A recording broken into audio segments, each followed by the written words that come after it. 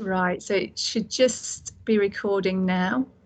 I will make sure that I am checking the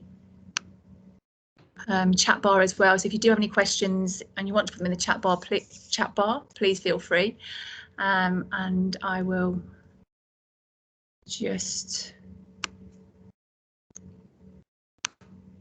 make sure, okay, we're going live there. Right, so welcome to this webinar. It's really great that you're all here. Thank you for joining us this evening. We know that you're obviously very busy as well, so we'll make sure we keep to time. But this is the second webinar that we've run so far for support staff linked to technology and digital devices and digital learning, really.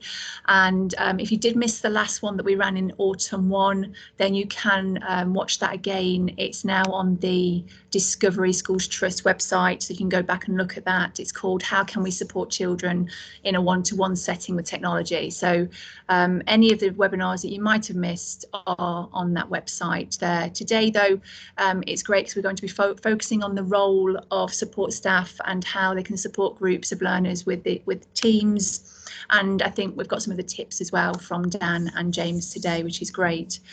The key focuses there will be looking at how to create and manage and end a Teams meeting with groups of learners, maybe understand how to adapt the post tab in Teams, to look at how to create polls and use forms in Teams as well with pupils, how to embed additional apps into the class or group team that you're using at school, how to lock and adapt channels for different teaching purposes, and then how to create assignments for specific groups of children too.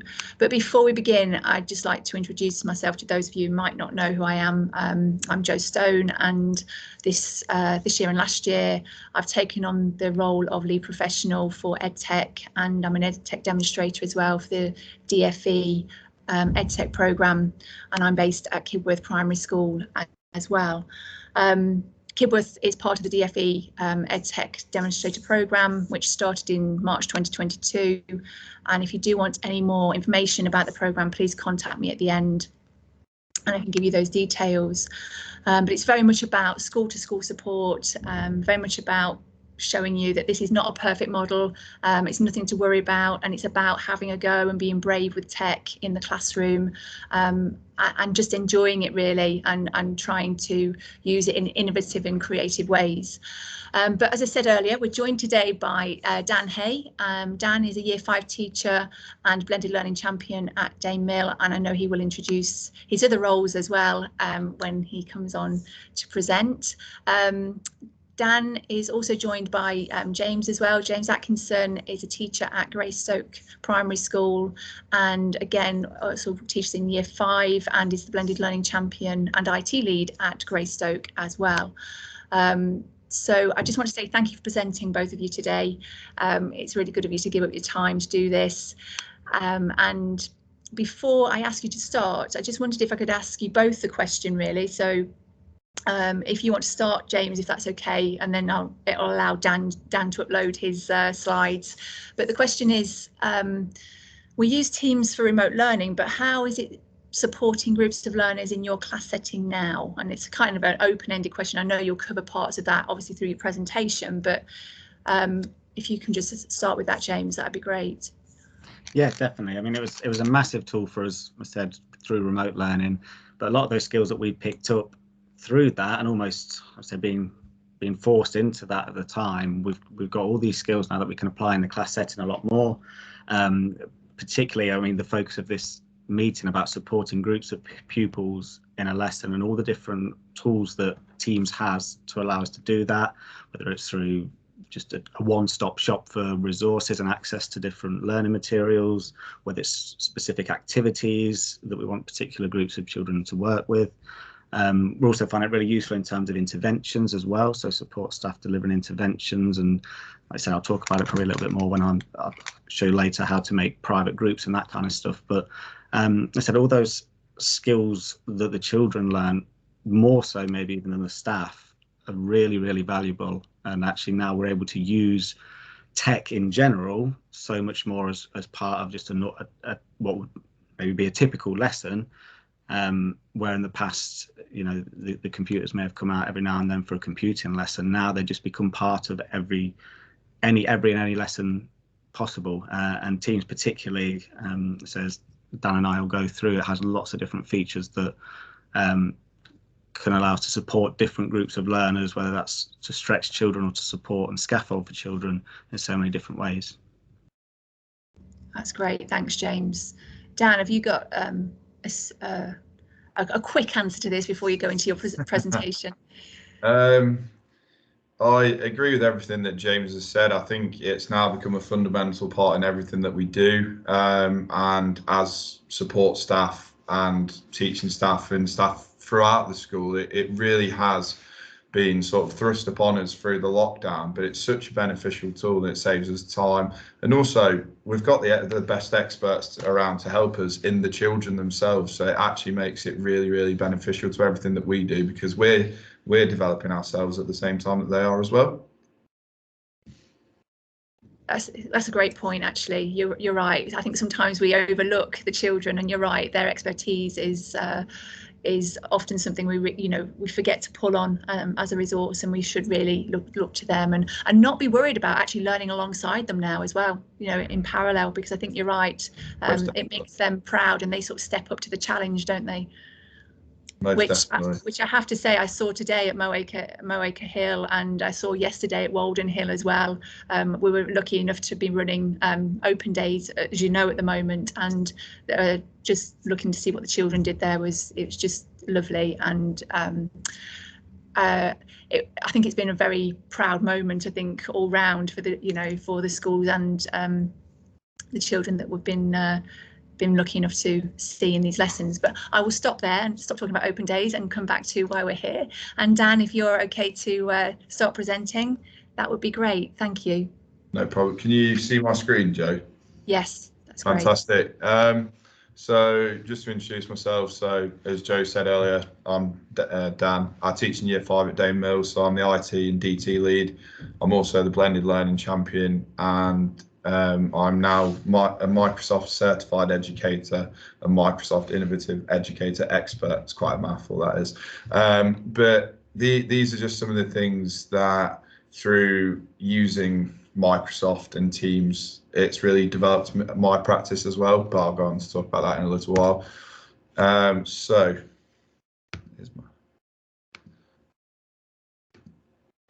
just a little bit of the background into our journey. So we, before the lockdown initially happened, had some laptop devices. We had an IT room.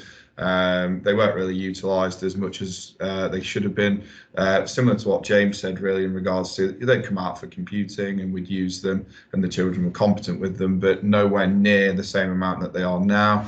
So moving forwards, we've now got one-to-one devices across Key Stage 2, and we're looking at expanding the amount of devices we have in Key Stage 1. And this is something that the staff, the support staff, the children, the parents, the local community, they've all really, really benefited from. Lots of staff have really enjoyed our technological journey, and I'll allude to some of those stories in a little while. So in order to create, manage and end a Teams meeting with the groups of learners, this is the first point I'm going to cover. So we use Teams to support staff. We use Teams to support staff, but mainly children in multiple ways. So as James said, we can use it for intervention. So an example of this would be phonics in Key Stage 1. If a child's learning from home, we're able to use Microsoft Teams to facilitate that key learning and ensuring that they don't miss out on what they're supposed to. We've got the emotional check-in. So this is really good for the pastoral team, so they can use the feeling monsters, which is a recent update on Microsoft. That's really, really easy, and it gives the children who might not necessarily be comfortable in voicing how they're feeling the opportunity to do so in a safe and secure environment. We use it for generic support, so through using Microsoft platforms, which we all run through Microsoft Teams, we're enabled to provide support for children in their work to ensure that actually they're using the tools as capably as they can. We use it to deliver home learning and provide support if a staff member is isolating. So all of the above require the staff member to make, manage and end effective Microsoft Teams meetings. So in order to do that, there's key steps, and those steps include using your calendar within Microsoft Teams to ensure that you've set up the meeting in the right place, something which I'll further allude to. So this is just a key interview. So Mrs. Turner is an absolute legend at Dame Mill. She's been here for as long as most of the wallpaper. She won't mind me saying that. She was in my class when we first started our sort of EdTech revolution. So I just asked her a couple of these questions. So how did you feel about the introduction of EdTech? And Kath said she was apprehensive at the start. She avoided me like the plague. They were her exact words, in order to avoid working on the line. She now really works hard to improve her knowledge and skills on the computer. And I was really proud of that moment, because actually what we as staff and what the children demonstrated through using Teams effectively has actually inspired her to change her practice. How did you feel more comfortable using EdTech? So Kath said, having a structured approach to working with technology, use it to bridge gaps socially and work with other staff members to share expertise and experience. If you take anything away from what I say today, that would be my key message, really. Having that, being able to have that conversation with your peers, with your colleagues, and just say, actually, I'd like to try this. How can I do this? Is really, really key to having a successful time when using the technology. How do you use the tech now? So Kath uses it to deliver small steps and phonics interventions online. So she uses Teams to also build that bank of resources, much like James has said. And then finally, I asked Kath what advice she has, and she just said, be confident. And again, that's a really, really key point. This was another example of when I've used, well, when Teams has been used. So I'll just go a little bit further into it. So this is those key phonics interventions. This child was recently isolating, and Mrs. Swain was able to talk to the child and deliver those key lessons that she would have done based on the child being in school. This is really, really effective, because Mrs. Swain would have been able to record this lesson and then use it for a resource further on down the line, therefore reducing workload by using the technology effectively. As you can see, the child really enjoys this activity, and it goes on for some time. I won't make you listen to it all. Moving on again. A key point in using Teams is being able to adapt it to be differentiated towards the learner. So this is an example of an EYFS and Key Stage 1 team. As you can see at the top, there is a tab for Phonics Bloom. So adding a tab's really, really easy onto Teams. That you use the plus button there, and you can filter down a range of websites and apps that you might want the children to use. So it's really, really beneficial, because actually, as a member of support staff, you can pinpoint the child to that particular resource that's all in one place, and you're not having to battle against restrictions and IT problems, because it's all facilitated through the use of Microsoft Teams. So another good point about having these resources on the Teams page is that the staff member can use directed conversation in order to monitor the progress. So by alerting the child and saying, actually, I'd like you to complete this game on phase 5 phonics, the child's then aware of where they're at. The staff member is able to monitor it effectively, and it's really, really beneficial. So these are just some key tabs that you can add. So it would very much depend on the school, but at Dame Mill, we like to use the whiteboard with the children to collaborate and share ideas. There's also PowerPoint, OneNote. Stream was really useful during home learning, because it allowed the children who weren't necessarily there at the time the opportunity to catch up. But there's loads and loads of different things. At the moment, the in thing with my class is Flipgrid. They all love Flipgrid. So that would be a really, really good thing for you to investigate with your children. Dan, sorry, could I just ask a quick question? Could you just go back to the slide that shows the team and just explain to people how they would, how that plus button links to those apps, just in case they're not sure? No problem. Is that all right? Thank you. Yeah, no problem. So basically on the plus button in the top middle part of your screen, okay, this will be where this screen is presented. And these are all Microsoft associated apps or Microsoft friendly apps. And they just give you a range of ideas. There are more specific apps that you can use. Again, it depends on your school and what they use, and it depends on what your children need. So a really beneficial one is actually the website one, because that's where it enables you to use TT Rockstars, Accelerated Reader, all of the things that should be a daily part of a child's learning, technologically anyway. Is that all right, Joe? Has that covered your question? That's great, thank you. No problem. The final point I was going to look at is to know how to create polls and Microsoft Forms in Teams for the pupils. So some key advice here would be to actually investigate the Microsoft Education Centre. So this was where my fascination with EdTech began, because I was introduced to this by Joe, and actually I thought this is really awesome. It's a massive bank of resources. Some of the timeframes are quite intimidating, but actually a lot of it you would have done before, and through prior knowledge and actually experience, you'll be able to further your abilities and your knowledge through completing some of those courses. The next thing I wanted to talk about was Microsoft Forms. So it's got multiple uses. So our support staff use it for emotional check-ins. They use it to complete assessments with learners who might not access the curriculum in a way that everyone else does. So, for example, in my class, Mrs. Newman tried to create a forms based on human and physical geography, which was our unit at the time. So it was a very popular response, and she actually got more answers than there were children. So that shows that actually the children are really engaged with it, and they want to answer and use what the technology has to offer.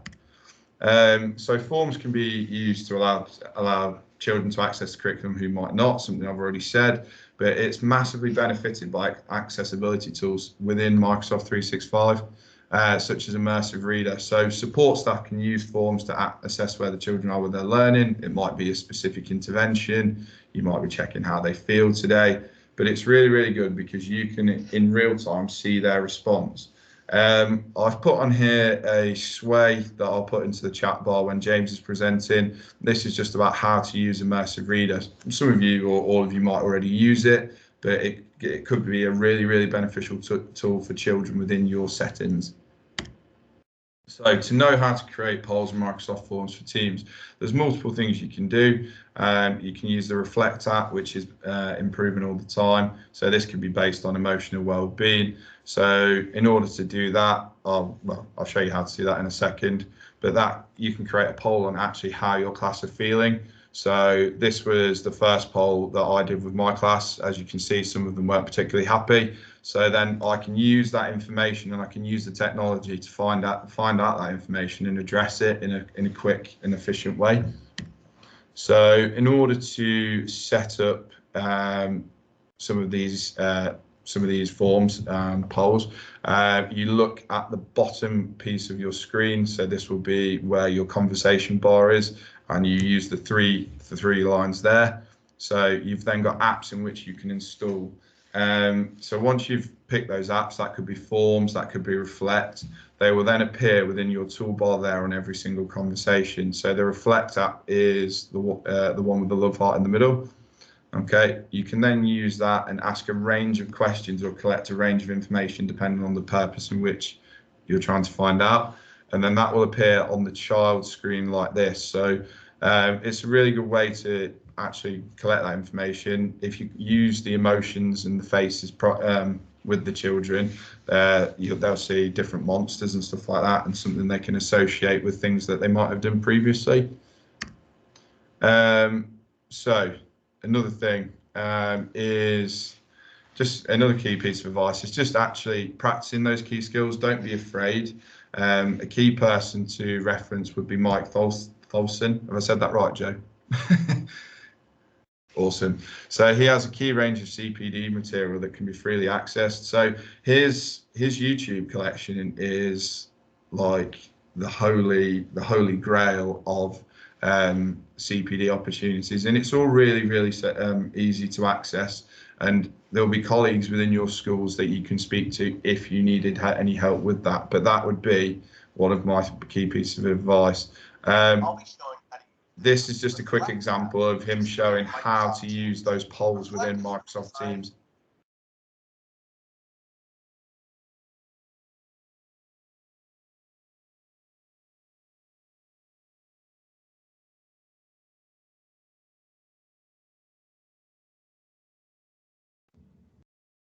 Dan, I don't think we can hear the sound. Oh, no problem. I'll put the link in the video. I'll put the link in the chat. Is that right?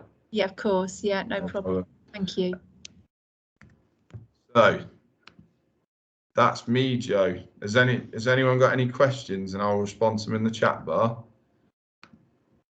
I can't see any at the minute. Has anyone got any questions, just out of interest? Do you want Dan to go back and just show you anything else that he's covered there, or have you got any questions that link to anything specific around Teams that you're using at the minute that we could comment on? It might be something you're doing right now that you could share with us as well. Yeah, I think that's it, going back to that key advice, isn't it? Sharing practice is awesome. It allows us all to develop our practice and improve our use. Yeah, definitely. We've got either a comment or a question being typed, I think, at the minute. So might come back to that in a minute, Dan, if that's okay. I'll share my screen.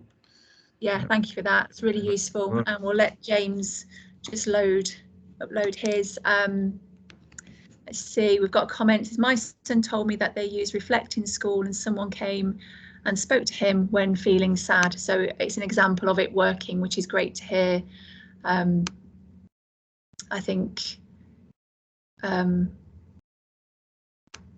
I think it's nice to know that actually these things, we're talking about them, but it's, you know, it's being used. It really is being used, and it really is effective. It's helping children to have that voice if they're feeling a bit unsure about speaking to someone in school, or, you know, someone at home even, or they actually can't even articulate how they're feeling. This app actually does give them that reassurance, because now they've got the feelings monsters on there. It goes a lot deeper now, doesn't it, Dan? Yeah. It's not just happy, sad, okay. They can click on the feelings monsters, and it gives them more adjectives to use, doesn't it? And the range of emotions and feelings that you can use differs depending on the question which you've asked initially. So actually, as a member of support staff, you could be using it to ask how the intervention was, because you might not have been able to gauge that at the time, and actually it gives the child a chance to respond in a way in which they might not normally. I mean, I think it's a really fantastic tool, and I'm really happy, and I tweet about it all the time, so I think that shows how happy I am. With that socially emotional learning side of things, it is great, isn't it? And like you say, it gives them that voice, especially those shy and reluctant children as well, that might not feel they can express themselves very well. But thanks ever so much, Dan. That's great. And so we'll pass over to James. Thank you, James. Okay, thank you. Can you see that okay, Joe? Is that all? Yes, that's come through. That's brilliant. So the way that I'm going to sort of go through some of my key questions is slightly different. At the moment, I'm just going to open up a Teams page and sort of, as I talk about different things, show you as I'm doing it how we can set up the different areas that I talk about. But my name is James Atkinson, as Joe said. So I'm phase leader for Lower Key Stage 2, Year 4 teacher now. I was Year 5, as Joe mentioned earlier, but I moved to Year 4 this year. I think I've done 6, 5 and 4 in the last 6 months, so I'm in 4 at the moment. And the computing lead at school, and I do a lot of the blended learning champion work as well with our deputy head, and I'm at Greystoke. So what I'm going to be talking about, these 3 key things here. So to understand how to embed additional apps into the class or group team using Teams, and I'll sort of show you a little bit building on what Dan's just shown you, and how we can adapt the tabs and things like that, just how some of the apps can work in Teams, and just how it's a lot easier for children to access certain apps, certain websites through Teams, rather than them having to find their own way through the internet.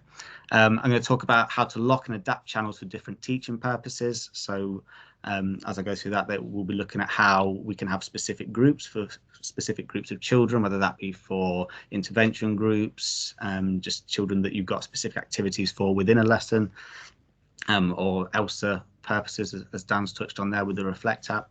And also to know how to create an assignment for specific pupils or groups of children. And when we started assignments right back when we first went into lockdown, that was what we used to send out the work initially to children when we were learning remotely. But now we use the assignments in lots of different ways, both in lessons and for homework and interventions, so that we can send sort of almost differentiated tasks out or specific activities for specific children.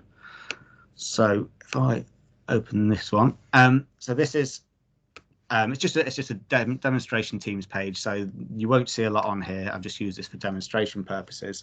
But the first thing I'm going to talk about is how we embed additional apps, and this is Dan's talked a little bit about this, where we add tabs at the top. So in our channels down here, I've got the different subjects or different channels that we have. And if I go onto our reading channel and see, as Dan sort of showed us a moment ago, I've got there Scholastic Pro, which I know some schools in the trust use different things, and our accelerated readers use a lot. We use Scholastic Pro, and this is an example of where we've added a website in, and that website is just there. So by entering the link for this website and putting it in at the top where Dan showed us there, this is our Greystoke login. This saves all sorts of hassle, if you like, and time when children are trying to log on, if we're trying to get them to do quick reading assessments, or whether we're getting them to for the Scholastic Pro quizzes that they do, where they've read a book and want to quickly complete something, if that's something that we're monitoring. And to do that, as Dan showed us, if I go onto the math page here, okay, we'll just press that plus button at the top. We've got all these different apps, and as Dan said, the websites are the best ones to click on. Generally, we find that the most useful one.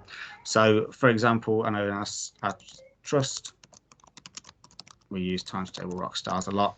Okay, so all we need to do then is have that. I've got that page open. Here's one I made earlier, kind of thing, and we literally just copy and paste that in. Okay, so we copy and paste the link. We go back to this area, paste that in there, and press save. So when we then post that, it comes up straight away that Times Table Rockstars is at the top there. It's specific to our year group, to our school. So straight away when our children log into the computers, Teams opens automatically. And this is just something that we find just saves so much time and gets them straight onto these. So it can be really useful for these sort of whole school websites that we use, Times Table Rockstars, Century, and different bits and bobs like Bite Size and so on, but also really useful for anything specific that you want your children to be working on. So, for example, we can also embed an app that might be related to a particular document that you want the children to refer to. So if I stay here on the maths page, and if our children were learning about time, for example, and we had a resource on here that we wanted either all or some of our children to be looking at, we can do the same thing here. So along the top, as sort of Dan talked about, we've got this files page here. This is just where you can just upload any files from your computer. Okay, so I've uploaded this worksheet or this activity that I want some of the children to look at. So back on my main maths page, if I go to this plus button here again, and I've saved it as a PDF, so you can see you've got the different the different Microsoft apps. Forms is there, as Dan's talks about as well. Okay, but I've got a PDF that I just want to be embedded in there for the children to see. It goes straight into all the files that I've got saved. So this telling the time worksheet that I've got saved there, and click on that and press save. And then that will just appear there embedded at the top. So whenever the children log into their laptops, log into their devices, open the Teams page, straight away, they don't have to go rooting through to find files. We can direct them straight to PDF, and then this will have any of the PDFs that I want them to be looking at. So it's just, in terms of embedding the apps this way, it's just a really useful tool to help children get to the resources you want them to get to quickly, easily, and just saves a lot of time. So it can be used for all learners, as I've just shown you. So the way that I've just done it there, that is there on the maths page for all of the pupils. But we can also use this, it's a really useful tool if we're thinking about specific children. So the second point that I was going to be talking about is how we can lock and adapt channels. So on this left hand side where I've got the channels, you can see here I've already made one here just to show you what it looks like beforehand, where I've got phonics group 1. Okay, and here it's got the padlock on it that shows that it's locked, and that's just got specific children in it that I've put in there. So obviously for demonstration purposes, I've just got some of my support staff on my as pupils on my team.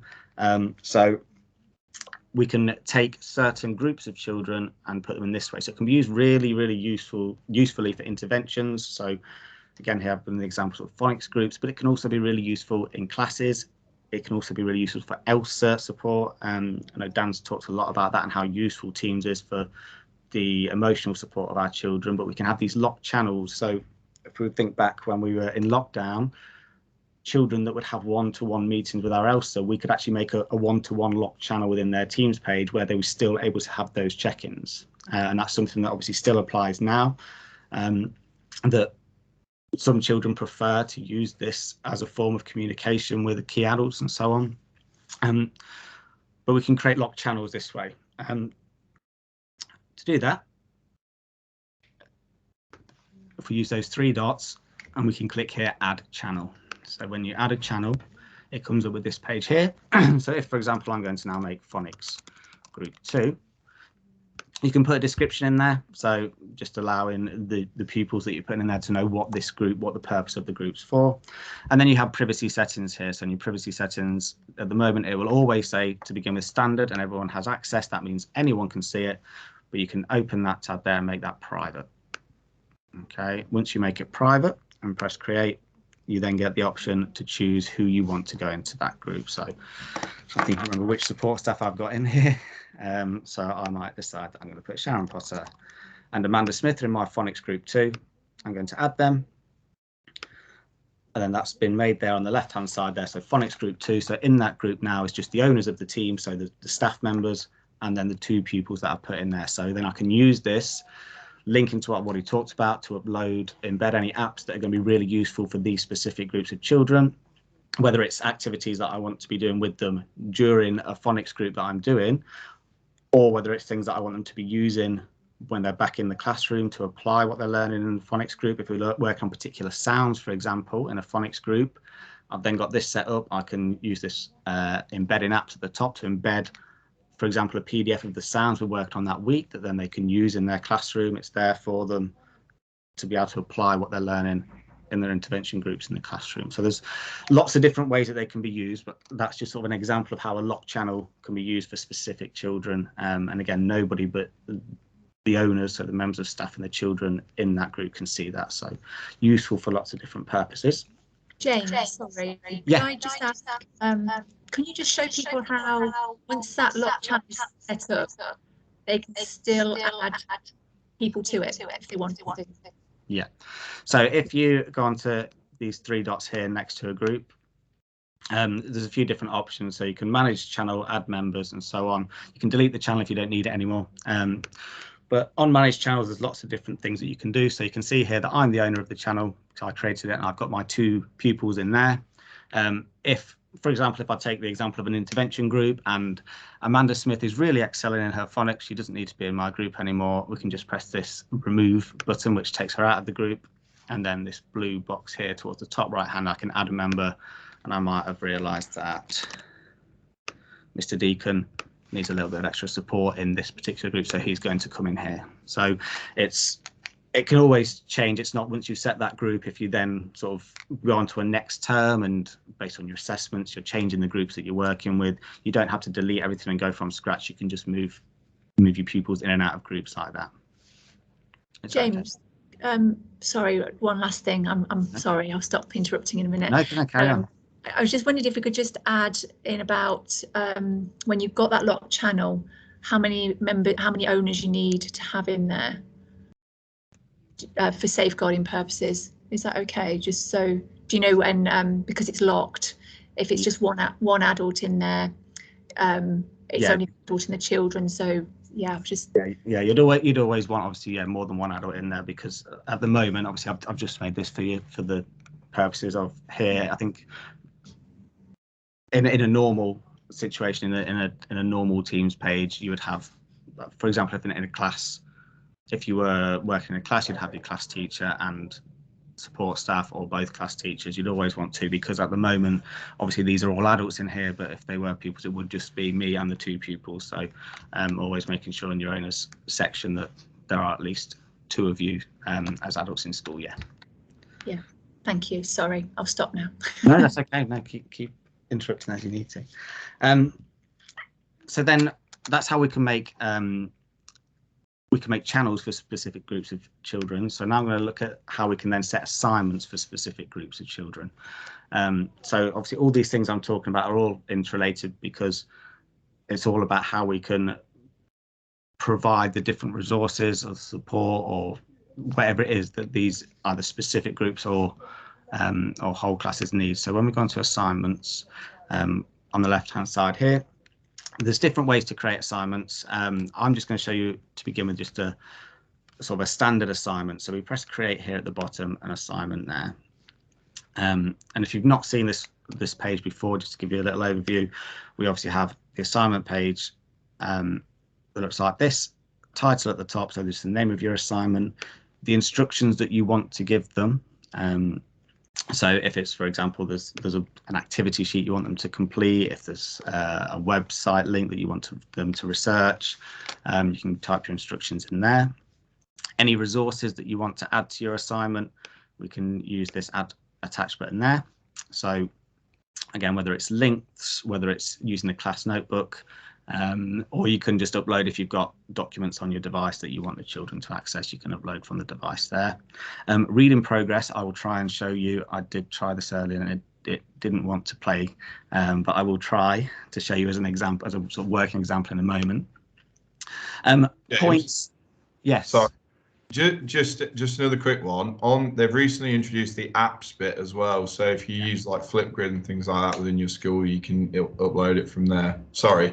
No, carry on. So yeah, so if you do the apps there, then if there's any of the particular apps that you're using, again, you can set your assignments using those apps. So I know, like I say, Dan, a lot of schools at the moment using Flipgrid. You can use your Flipgrid assignment through there as well.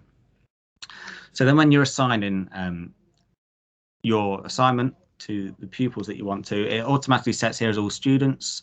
So this is the area here where you can then decide which students you want this to go to. So almost when we first started, the way that we used this before it sort of started to become fully embedded in our schools would have been the kind of thing like setting weekly spellings, where you can set your groups of spellings. But now, again, within lessons where we're scaffolding our activities or adding challenges for activities, this is where we can assign particular activities or particular linked apps, whatever it might be, to the specific groups that we want. So on this section, you've got 3 options there of all students, individual students, or groups of students.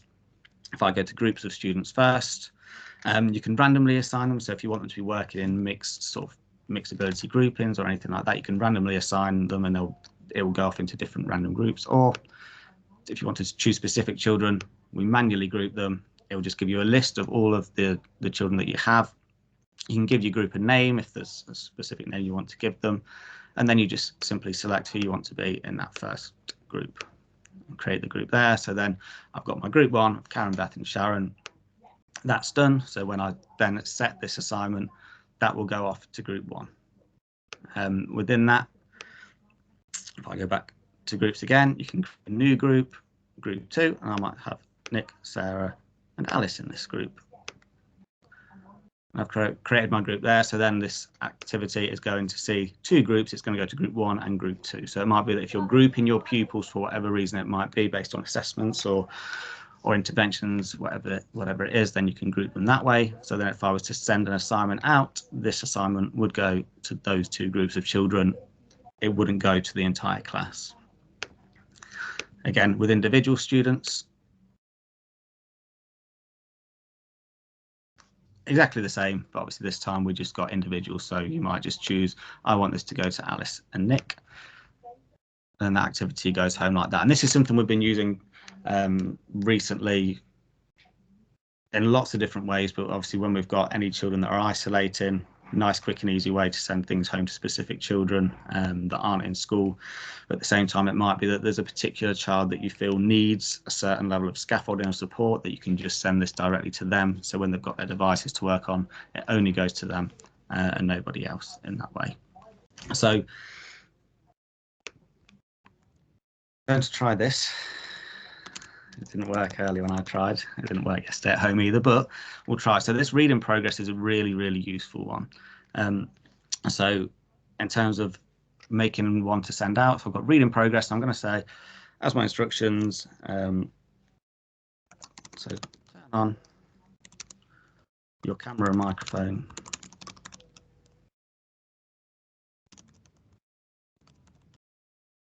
Read the text aloud. Okay, so it's nice simple instructions. It's not overcomplicate it, and I'm going to attach read in progress. So I know this isn't quite in the area I was asked to talk about, but this is just something we're using at the moment. We're really starting to push out in our school, and it is a really useful tool. So what this does is basically it sends out a text where children have their cameras on where possible and microphones, and they read the text to you. So it picks up all the retrievals, the fluency skills, sorry, and I know we use lots of different things. We might be using PM benchmarking, accelerated reader and things like that, but this is just another really useful tool. So within this you can upload your own text that then you can get from obviously various different places. If there's a specific one that you want, you can take photos and upload them as PDFs and so on, but they do have a sample library as well. So if I was going to choose this one, I'm just going to choose a year 2 book looking at Lexile. So we're going to go for a camping trip and select that. Okay, oh, it's working today, lovely. So this is what it's going to look like. Okay, so we're going to send this out. This is going to go to a pupil. We can set the number of attempts that we want them, we can give them to read it. So I'm going to give them 2 attempts. In terms of a time limit, I might set for no time limit, and pronunciation, how ironic, pronunciation sensitivity. We have an option there where it has less sensitive or more sensitive. I mean, that obviously all depends on the devices and so on, but we generally do that as default. And then we like to say require a video where possible. And then what this does is sends out this text to pupils, and we can look before we send it out what the student view looks like. Okay, so the student view will look like this. My camera is facing the wrong way. Okay, so the camping trip, I don't think it's letting me turn it around because I'm using my camera in this Teams call, but this is what the students will get. We'll press start and it will come out like this. And then the children will just read that text aloud into the camera. And when they're done, they tick I'm done. And then that all the sort of, I can't at this point show you what that sort of looks like in terms of the analysis that we receive, but it really sort of breaks down that Q analysis. Close that.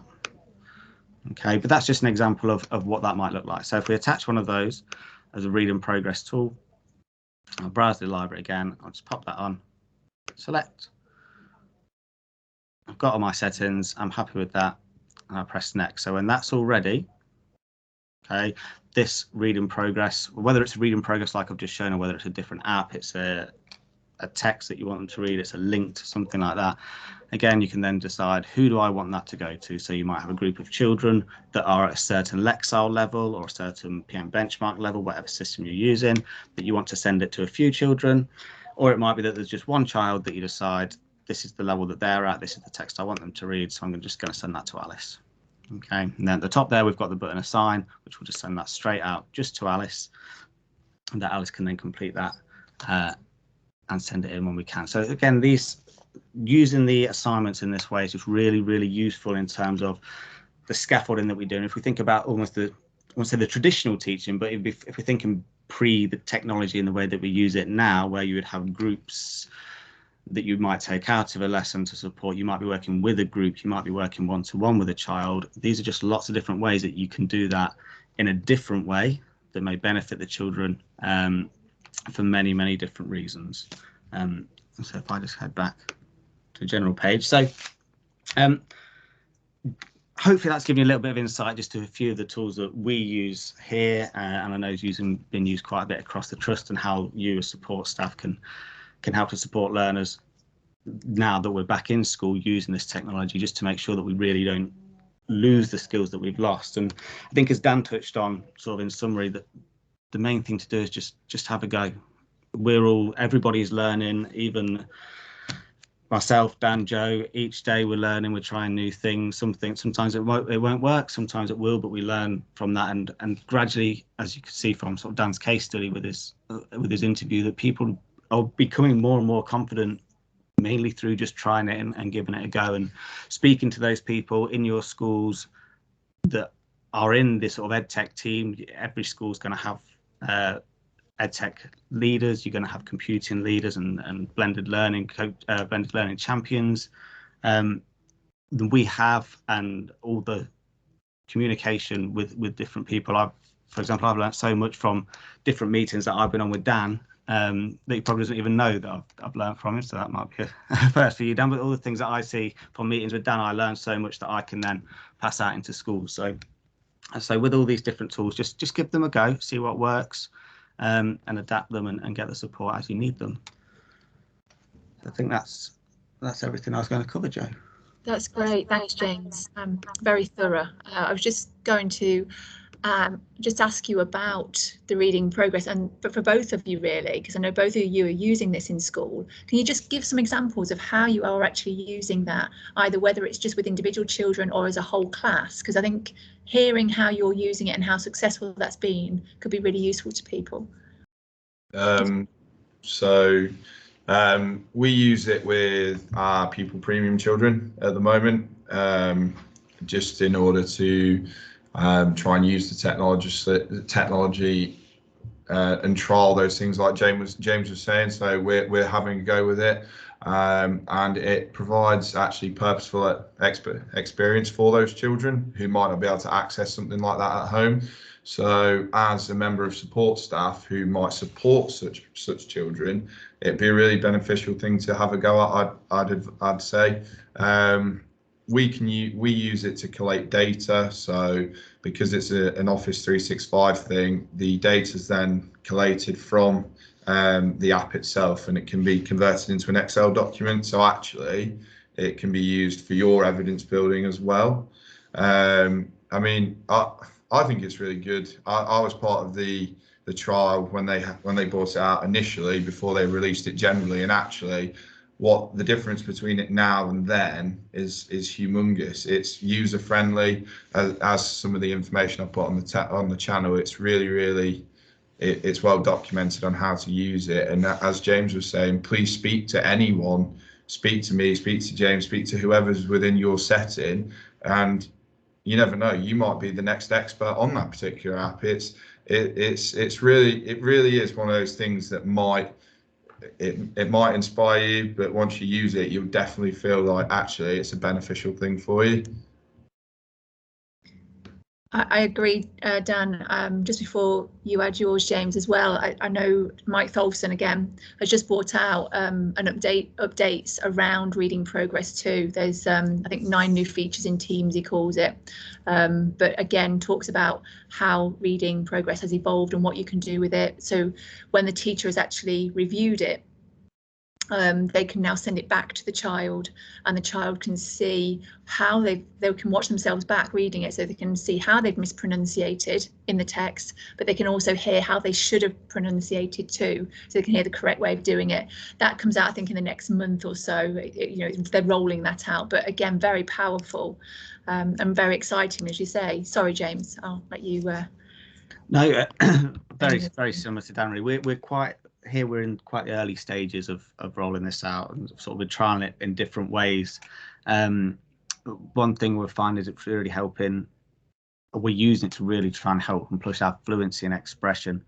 So I think we use the PM benchmarking scheme for a lot of our reading, and in ticking.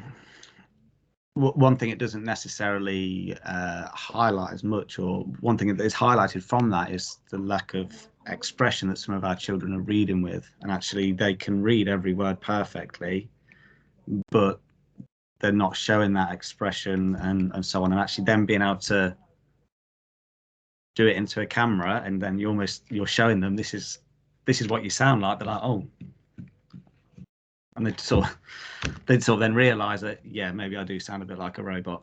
Because obviously when they're reading to you, they're maybe not recognising that. So I think we're using it. It works quite well as that sort of self-assessment and self-reflection as well. But yeah, similar to Dan, we're using it.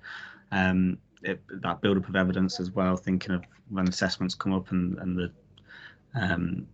things like extra time that might be needed. It builds up evidence, things like that as well. But yeah, we're quite early stages of using it, but definitely seeing huge benefits already.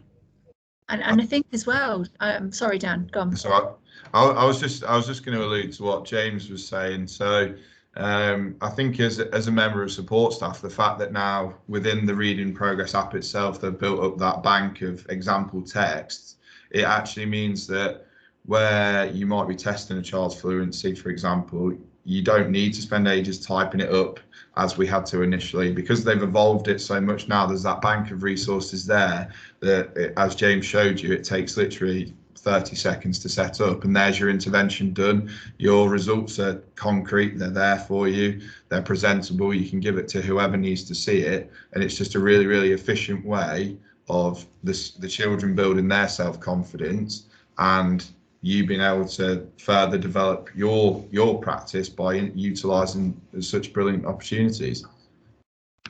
Yeah, absolutely. Dan, I was just going to say as well, in terms of the younger children too, in terms of looking at the fluency in year 2, when you're doing the miscue analysis, obviously that's an older, but it's very much like that old version that we used to deal with, paper copy, check how many mistakes they make out of 100 words. It's very much that same element, and it's just saving so much time for staff, and it's really making sure they're on the right book level too. So you want them to be within that 90% to 95%, to know that yes, there's a little bit of difficulty there, but they're on the right level, and it's just that double check to reassure you. And again, if you haven't got time as a teacher, you can send out one of these just to do that double check as a, I suppose, bit of homework, or and then reflect on it later on in the week. And the same for support staff. If you haven't got time to read with a child, you could send home the text via this. So it's a very flexible tool, isn't it? Yeah. So I know Rebecca as well has said that they're using it at Moacre in year 6, and the children have enjoyed the experience, and it's given a lot of in-depth results. And again, I think that's really great to hear. And I know you're both in Key Stage 2, but again, for Key Stage 1 staff, just to reassure you, it works just as well, at that level. And I know quite a few schools, again, in the trust are using it for their younger children too.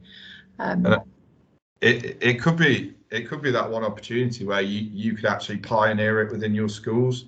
So if it's not being used, give it a go, because the worst thing that could happen is it doesn't load. And that's entirely it. But if it does work, and then actually it empowers you to further that, then you can make a real impact to your workload and the work that the children do.